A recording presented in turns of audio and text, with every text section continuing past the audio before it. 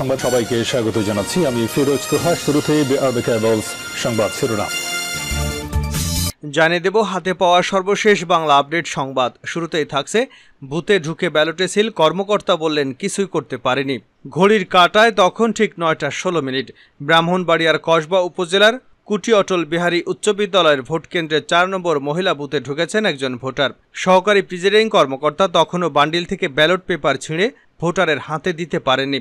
এর আগেই সহকারী প্রিজাইডিং কর্মকর্তার টেবিলেই ব্যালট পেপারে সিল মেরে দিলেন এক ভোটার। এর 4 মিনিট আগেই পাশের পুরুষ বুথে খোদ এক প্রার্থীর এজেন্ট পোলিং অফিসারের টেবিলেই ব্যালট পেপারে সিল মেরেছেন।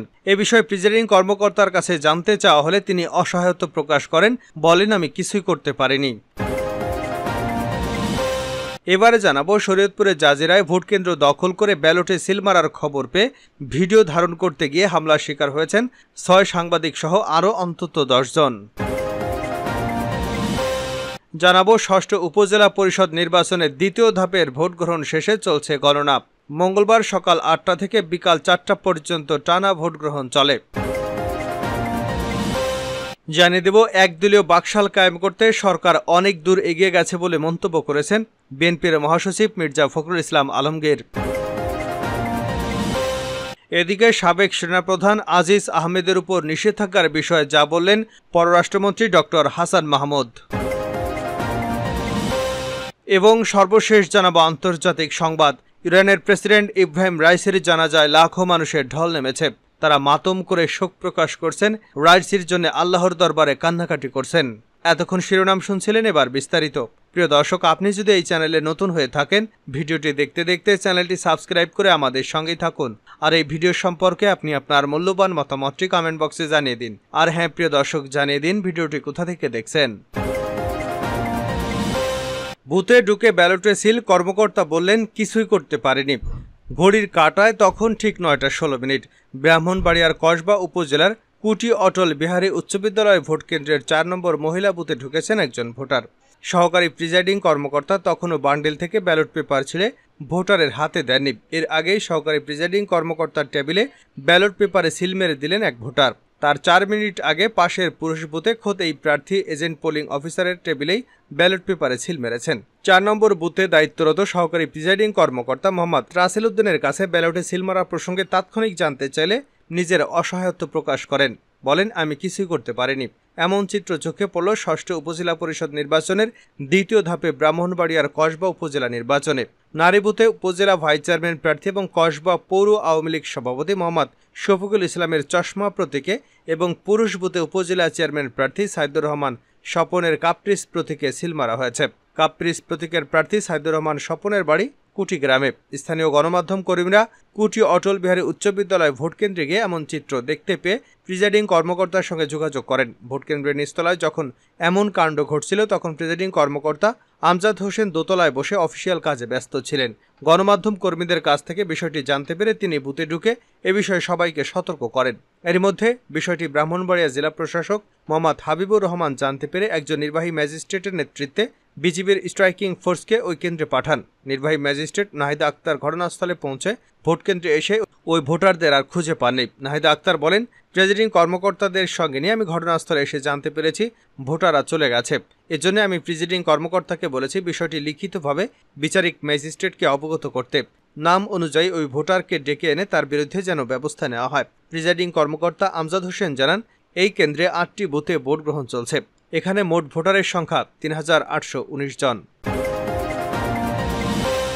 জোর করে ব্যালটে সিল, ভিডিও করতে গেলে সাংবাদিকদের উপর হামলা। শরীয়তপুরের জাজিরায় ভোটকেন্দ্র দখল করে ব্যালটে সিল মারার খবর পেয়ে ভিডিও ধারণ করতে গিয়ে হামলার শিকার হয়েছেন 6 সাংবাদিক সহ অন্তত 10 জন।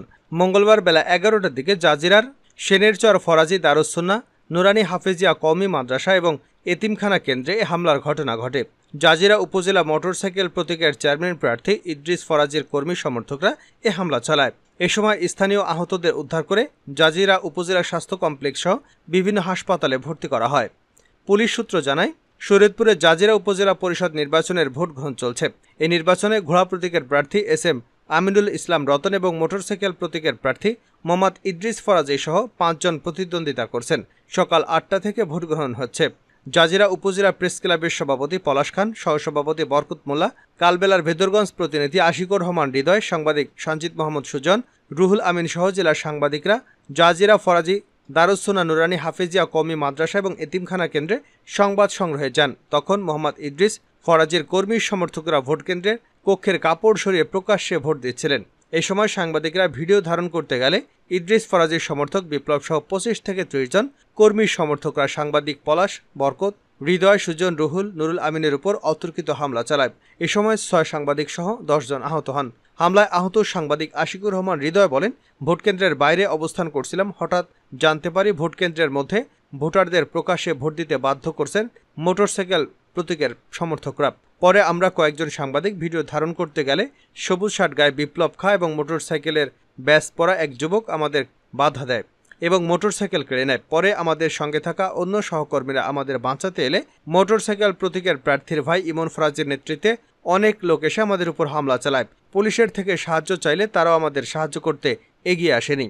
আহত আরেক সাংবাদিক বরকতুল্লাহ অভিযোগ করে বলেন, আমাদের উপর যখন হামলা চালানো হয়েছে আমরা প্রশাসনের কাছে হাত জোড় করে বাঁচাতে অনুরোধ করেছিলাম, তারা তখন সরে গেছে, কেউ আমাদের বাঁচাতে এগিয়ে আসেনি। সাংবাদিক পরিচয়পত্র দেখলেই হামলাকারীরা মারধর শুরু করে। উপজেলা নির্বাচনের দ্বিতীয় ধাপের ভোট গ্রহণ শেষে চলছে গণনা। ষষ্ঠ উপজেলা পরিষদ নির্বাচনের দ্বিতীয় ধাপের ভোট গ্রহণ শেষে এখন গণনা চলছে। মঙ্গলবার বিকেল 4টার দিকে ভোট গ্রহণ শেষ হয়। এর আগে সকাল 8টা থেকে দেশের 156 উপজেলার 13,016টি ভোট কেন্দ্রে দ্বিতীয় ধাপের ভোট গ্রহণ শুরু হয়। এর মধ্যে 24টিতে ইলেকট্রনিক ভোটিং মেশিন এবং বাকিগুলোতে ব্যালট পেপারে ভোট হয়। তবে তফসিল ঘোষণার পর বিভিন্ন কারণে 5টি উপজেলার ভোট স্থগিত রয়েছে। সকাল 8টা থেকে দ্বিতীয় ধাপের 156 উপজেলায় শুরু হয় ভোট গ্রহণ। অবিরামভাবে চলে বিকাল 4টা পর্যন্ত। এর মধ্যে 24 উপজেলায় ইভিএমে ভোট হয়, বাকি 132 উপজেলায় ভোট হয় ব্যালট পেপারে। দ্বিতীয় ধাপের নির্বাচনে 3 পদে 1824 জন প্রার্থী প্রতিদ্বন্দ্বিতা করছেন। এর মধ্যে চেয়ারম্যান পদে 603 জন, ভাইস চেয়ারম্যান পদে 693 জন, নারী ভাইস চেয়ারম্যান পদে 598 জন প্রার্থী প্রতিদ্বন্দ্বিতা করছেন। সেই সঙ্গে 3 পদে 22 জন প্রার্থী বিনা প্রতিদ্বন্দ্বিতায় বিজয়ী হয়েছেন। 2 উপজেলায় 3 পদে সবাই বিনা প্রতিদ্বন্দ্বিতায় জয়লাভ করেছেন। এবার দেশের 496 উপজেলার মধ্যে 476টি উপজেলা নির্বাচন 4 ধাপের তফসিল ঘোষণা করে নির্বাচন কমিশন। প্রথম ধাপের 152 উপজেলায় তফসিল দিলেও নানা জটিলতায় গত 8ই মে ভোট হয় 139টিতে। প্রথম ধাপে বিনা প্রতিদ্বন্দ্বিতা নির্বাচিত হন 28 জন প্রার্থী। আগামী 29 মে তৃতীয় ধাপের 112 উপজেলা এবং 5 জন চতুর্থ ধাপের 55 জেলায় ভোট হবার কথা রয়েছে। বাকশাল কায়েমের পথে অনেক দূর এগিয়েছে সরকার, মির্জা ফখরুল। একদলীয় বাকশাল কায়েম করতে সরকার অনেক দূর এগিয়ে গেছে বলে মন্তব্য করেছেন বিএনপির মহাসচিব মির্জা ফখরুল ইসলাম আলমগীর। আজ মঙ্গলবার ঢাকা রিপোর্টার্স ইউনিটিতে এক স্মরণসভায় প্রধান অতিথির বক্তব্যে তিনি এসব কথা বলেন।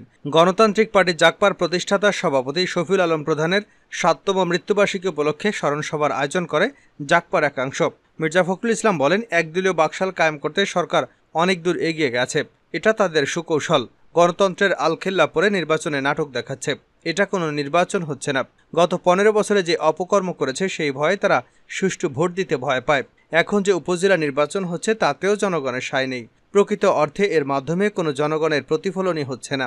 তিনি বলেন, আমরা বারবার বলেছি ক্ষমতায় যেতে চাই না, একটা সুষ্ঠু নির্বাচন চাই, ভোটের অধিকার চাই। এতে আওয়ামী লীগের এত ভয় কেন?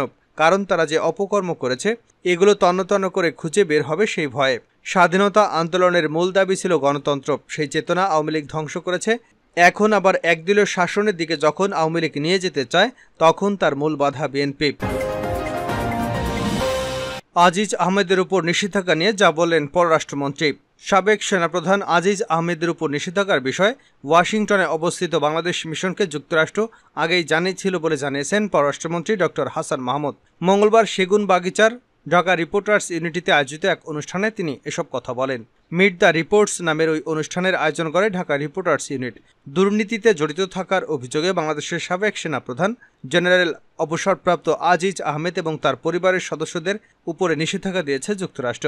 জানতে চাইলে পররাষ্ট্রমন্ত্রী ডক্টর হাসান মাহমুদ বলেন, মার্কিন যুক্তরাষ্ট্র আগে যে ভিসানীতি ঘোষণা করেছিল সেটা ছিল 3Cর আওতায়, আর জেনারেল আজিজের উপর যে নিষেধাজ্ঞা দেওয়া হয়েছে ফরেন অফিস অপারেশন অ্যাক্টের আওতায়। দুটি আলাদা বিষয়। তবে আমরা সবসময় দুর্নীতির বিরুদ্ধে, জিরো টলারেন্স। তিনি বলেন, এ বিষয়ে আমাদের মিশনকে আগেই জানানো হয়েছিল। এটা সেনাবাহিনীর বিষয়, এই মুহূর্তে আর কিছু বলতে চাই না। তবে আমরা যুক্তরাষ্ট্রের সঙ্গে নানা বিষয়ে সম্পৃক্ত আছি। পররাষ্ট্রমন্ত্রী বলেন, মার্কিন সহকারী মন্ত্রী ডোনাল্ড ঢাকা এসেছিলেন, তার সঙ্গে পজিটিভ আলোচনা হয়েছে। আমরা সম্পর্ক এগিয়ে নিয়ে যেতে চাই, এটা ছিল তার বক্তব্য এবং আমাদেরও বক্তব্য। সর্বশেষ জানাবো, রাইসির জানাজায় লাখো মানুষের ঢল। ইরানের প্রেসিডেন্ট ইব্রাহিম রাইসির জানাজায় লাখো মানুষের ঢল নেমেছে। তারা মাতাম করে শোক প্রকাশ করছেন, রাইসির জন্য আল্লাহর দরবারে কান্নাকাটি করছেন। পূর্ব আজারবাইজান প্রদেশের রাজধানী তারবিজে মঙ্গলবার সকালে রাইসি, পররাষ্ট্রমন্ত্রী হোসেন আমির আবদুল্লাহিয়ান, নিহত অন্যান্যদের মধ্যে জানাজার আনুষ্ঠানিকতা শুরু হয়। পররাষ্ট্রমন্ত্রী হোসেন আমির আবদুল্লাহিয়ান সহ নিহত অন্যদের প্রথম জানাজার আনুষ্ঠানিকতা শুরু হয়। ভোর থেকে নির্ধারিত স্থানে মানুষ জড়ো হতে থাকেন। তাদের বেশিরভাগেরই পরনে ছিল কালো পোশাক। অনেকের হাতে ছিল রাইসির ছবি এবং ইরানের পতাকা। আল জাজিরা জানায়, তাবরিজের জানাজা শেষে আরও কয়েকটি স্থানে জানাজার আয়োজন করার কথা রয়েছে। পরে রাইসি আবদুল্লাহিয়ানের মরদেহ তেহরানে নিয়ে যাওয়া হবে, সেখানে আরও একটি জানাজা হবে। রাইসির দাফন সংক্রান্ত সব কার্যক্রমই রাষ্ট্রীয় মর্যাদায় সম্পন্ন করা হচ্ছে। এদিকে মাসদা শহরে রাইসির দাফনের জন্য ব্যাপক প্রস্তুতি চলছে। আয়োজকরা বলেছেন, সবকিছু ঠিক থাকলে সেখানে আমাদের প্রেসিডেন্টকে গৌরবময় দাফন উপহার দেওয়া হবে। রোববার ইরানের পূর্ব আজারবাইজান প্রদেশের জোলফা এলাকার কাছে দুর্ঘটনার কবলে পড়ে রাইসিকে বহনকারী হেলিকপ্টারটি। পরে সোমবার দুর্ঘটনায় প্রায় 16 ঘন্টা পর হেলিকপ্টারের ধ্বংসাবশেষের সন্ধান পাওয়া যায়।